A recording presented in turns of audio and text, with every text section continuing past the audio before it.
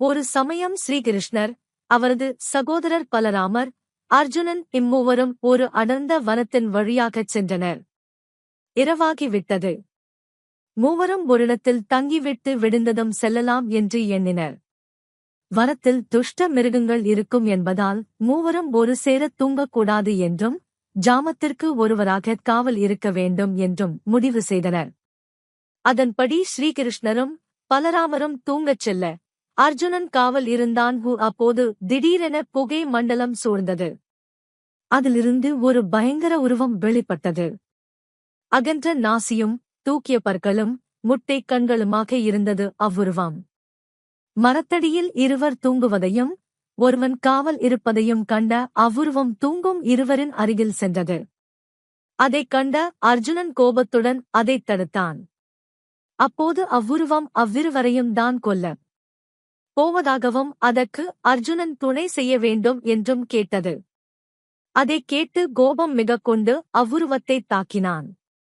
அர்ஜுனனின் கோபம் அதிகமாக அவ்வுருவத்தில் பலமும் அதன் வடிவமும் பெருகியது.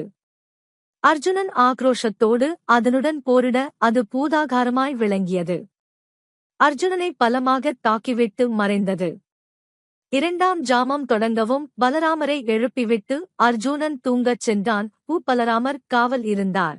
அப்போது மீண்டும் அவ்வுருவம் அங்கு தோன்றி அர்ஜுனனிடம் கூறியது போல பலராமரிடமும் கூறியது.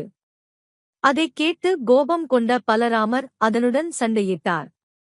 அவ்வுருவம் அடிபணிவதாய் இல்லை. பலராமரின் கோபம் அதிகமாக அவ்வுருவத்தின் பலமும் அதன் வடிவமும் பெரிதானது. பின் பலராமரையும் பலமாகத் தாக்கிவிட்டு அவ்வுருவம் மறைந்துவிட்டது. 3ஆம் ஜாமம் தொடங்கவும் பலராமர் கிருஷ்ணரை காவலுக்கு எழுப்பிவிட்டு படுக்கச் சென்றார். அப்போதும் அப்பொல்லாத உருவம் தோன்றியது. அதைப் பார்த்த கிருஷ்ணர் கடகடவெனச் சிரித்தார். ஏன் சிரிக்கிறாய் என்றது அவ்வுருவம். உனது தூக்கிய பற்களும் அழகான முட்டை கண்களையும் கண்டுதான் என்றார் சிரிப்பை அடக்க முடியாமல். அவர் தன்னை கேலி செய்வதைக் கண்டு ஆக்ரோஷத்துடன் அது சண்டை போட்டது. கிருஷ்ணரோ புன்னகையை மாற்றாமலே சண்டை போட்டார். கிருஷ்ணர் சிரிக்கச் சிரிக்க அவ்வுருவத்தின் பலமும் அதன் வடிவமும் குறைந்து கொண்டே வந்தது. கடைசியில் அவ்வுருவம் சின்னஞ்சிறு புழுவாக மாறி தரையில் நெளிந்ததையோ. ஸ்ரீகிருஷ்ணர் அப்புழுவை எடுத்து ஒரு துணியில் முடிந்து வைத்தார். பொழுது விடிந்தது. பலராமரும் அர்ஜுனனும் எழுந்தனர். இருவரும் இரவில் ஒரு பயங்கர உருவம் வந்ததும் அவர்களைத் தாக்கியதும் அவ்வுருவம் வளர்ந்து பெரிதாகியது பற்றியும் பேசினர். அப்போது கிருஷ்ணர் துணியில் முடிந்திருந்த புழுவைக் காட்டி, நீங்கள் இருவரும் சண்டை போட்ட உருவம் இதுதான்.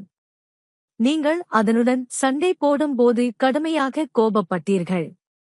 உங்கள் கோபம் அதிகரிக்க அதன் பலமும் வடிவமும் அதிகரித்தது. நான் சிரித்துக்கொண்டே சண்டை போட்டதால் இதன் பலமும் வடிவமும் குறைந்து கொண்டே வந்து புழுவாக மாறிவிட்டது.